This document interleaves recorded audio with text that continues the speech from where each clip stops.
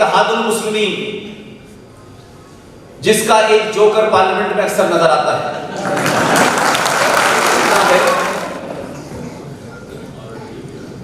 कि तब दिल्ली में कुछ और लोग थे, अब दिल्ली में कुछ और लोग।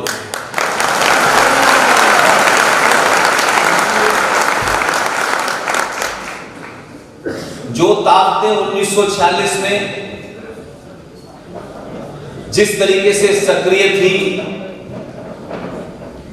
हमारे बुजुर्गों ने या तो उनको नजरअंदाज किया या वो किसी नए नैरेटिव या गलतफहमी के नारे में मुब्तला रहे।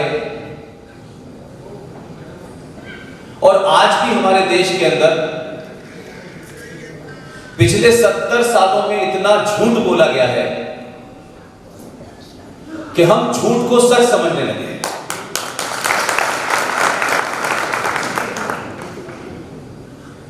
मुझे लगता है कि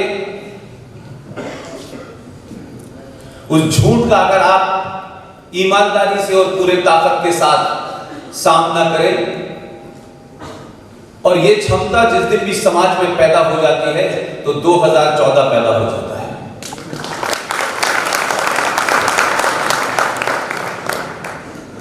मैं ये बात इसलिए कह रहा हूं कि जो लोग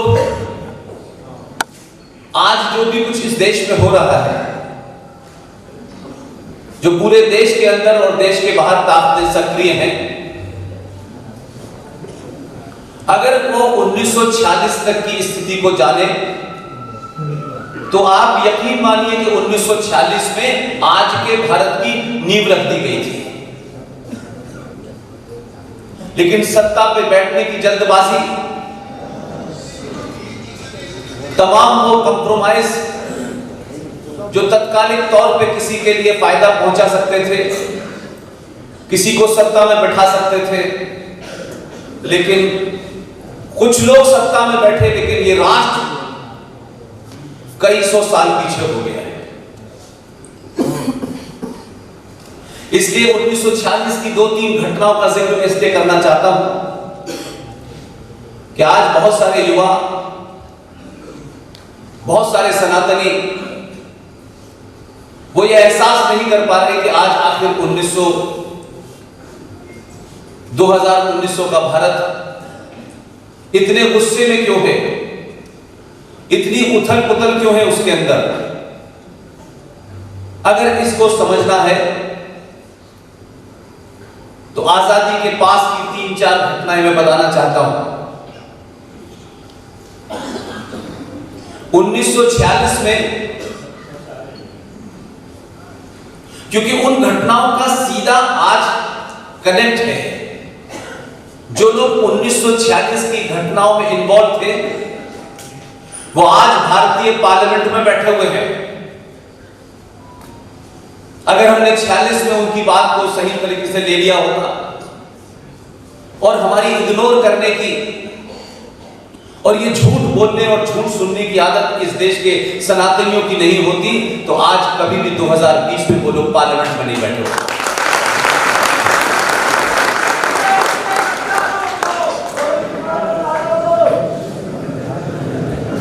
5000 साल पुरानी सभ्यता, उसके बारे में बहुत सारी बातें कही जा सकती हैं, उससे भी पुरानी है, लेकिन जो लिखित में 5000 साल मिलती है, जिन्होंने पूरी दुनिया में सब कुछ दिया, आज पूरी दुनिया उसी साइंस के फार्मूले पे चलती है और उसको हिंदी को या संस्कृत को कन्वर्ट करके अंग्रेजी में जब आपके पास भेज देती है तो आपको लगता है कि ये कोई नई बात कही जा रही है। हजारों सालों पहले आपके ऋषि मुनियों ने सब कुछ बता दिया था। उनकी साइंस के मुकाबले आज की साइंस कुछ भी नहीं है, लेकिन 1000 साल के कालखंड ने हमें इतना कमजोर कर दिया है, मानसिक रूप पे, शारीरिक रूप पे, सामाजिक तौर पे, राजनीतिक तौर पे, कि हमारे सच बोलने की शक्ति चली गई है। इसलिए मुझे लगता है कि अगर देश में आप तथ्यों के साथ, फैक्ट के साथ, रेफरेंसेस के साथ सच बात बता दें तो मेरा पूरा भरोसा है कि इतने लोग पूरे देश में खड़े हो जाएंगे। आपकी निजी क्या विचारधारा है, आप किसी संगठन से संबंधित हैं या नहीं हैं, ये बहुत महत्व नहीं। महत्व इस बात का है, ना तो कोई चुनाव है, न किसी की हार है, न जीत है, लेकिन इतनी बड़ी तादाद में खरगोन के अंदर रात के 9 बजे लोग किसी बात को जानने की जिज्ञासा के कारण उनके मन में अपने राष्ट्र के प्रति जो चिंताएं हैं, उन चिंताओं की सार्वजनिक अभिव्यक्ति करने यहां आए हैं।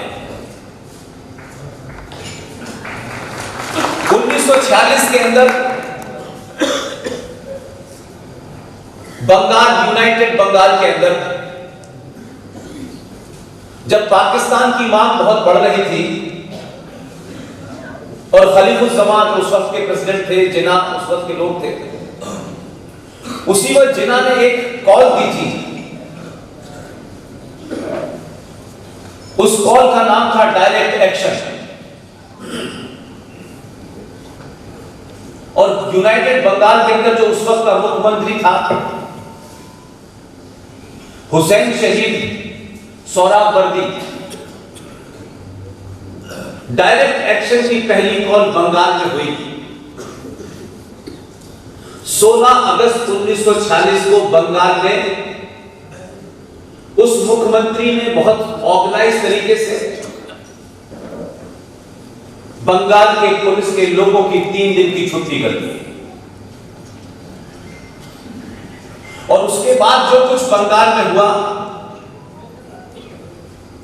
मैं समझता हूं कि ऐसी मिसालें हिंदुस्तान की क्या, हिंदुस्तान के बाहर के किसी देश में नहीं मिलती। पूरी सरकार की व्यवस्था और उस वक्त के इस्लामिक जिहादी सबने एक पूरे संयोजित तरीके से जो एक तरफा हिंदुओं का कत्लेआम बंगाल में किया, हजारों लोग मारे गए, हजारों लोग बेघर कर दिए गए, हजारों लोगों का धर्म परिवर्तन किया गया, उनकी किडनैपिंग की गई, लूट हुई, मकानों को आग लगा दी। लेकिन इसका जिक्र आजाद भारत के तथाकथित हिस्टोरियंस ने कभी नहीं बताया। और उसी वक्त 1946 के अंदर जहां भारत के ईस्ट बंगाल में यह हो रहा था, उसी वक्त यहां दक्कन के अंदर एक रियासत थी हैदराबाद। उस हैदराबाद रियासत के जो लोग थे वो भारत में मिलना नहीं चाहते थे, वो पाकिस्तान में मिलना चाहते थे। उसी 1946 के अंदर हैदराबाद रियासत के अंदर एक पार्टी थी। अगर हमारे समाज को या बहुसंख्यक समाज को या सनातनियों को ये बात भी 70-60 में छोटी छोटी बताई जाती, तो शायद हम 2020 में इससे अगले चरण की बात कर रहे होते। हैदराबाद में जो पार्टी थी उसका नाम था मजलिस-ए-इत्तेहादुल मुस्लिमीन, जिसका एक जोकर पार्लियामेंट में अक्सर नजर आता है।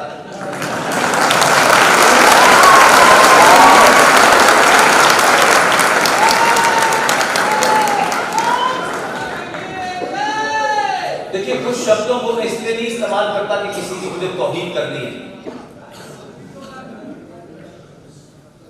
लेकिन मेरे अंदर एक खराब बात यह है कि मैं झूठ नहीं बोलना चाहता।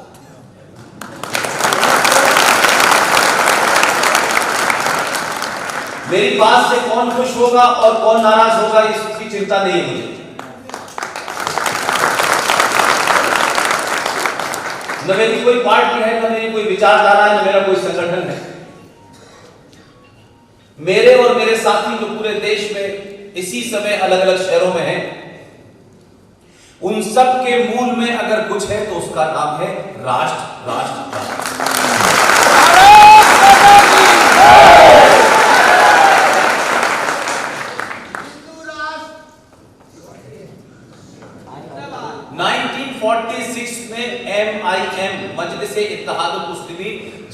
दो आदमी लोकसभा में जीत करके आए हैं। उस पार्टी का सदर अध्यक्ष था कासिम रिजवी। 46 में वो MIM का प्रेसिडेंट था और 1 लाख लोगों की मजहबी फोर्स बनाई जिन्हें आप रजाकार कहते हैं। और ये रजाकार भारत की सेना से लड़ने के लिए बनाए गए थे ताकि निजाम हैदराबाद को पाकिस्तान में मिला दिया जाए। ध्यान रखिएगा, मैं 46 की बात कर रहा हूं। जो आज आप पूरे देश में देख रहे हैं उनका नाम बदल गया होगा, लेकिन चरित्र नहीं बदला है उनका। कोई कंफ्यूजन नहीं है। वो 1 लाख लोगों की जो रजाकारों की प्योर सेना बनाई गई थी भारतीय सेना से लड़ने के लिए, यह महज इत्तेफाक है। तब भी एक गुजराती होम मिनिस्टर था।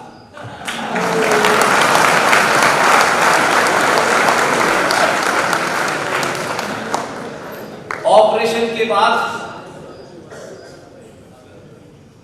रजाकारों को तबीयत से ठुकाई हुई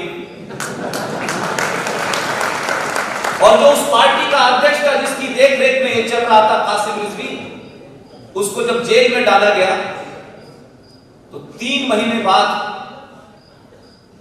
उसकी माफी का नामा आया होम मिनिस्टर के पास कि आप मुझे छोड़ दें, मैं 1 मिनट भी हिंदुस्तान की जमीन पर नहीं रुकूंगा और मुझे पाकिस्तान भेज दिया जाए।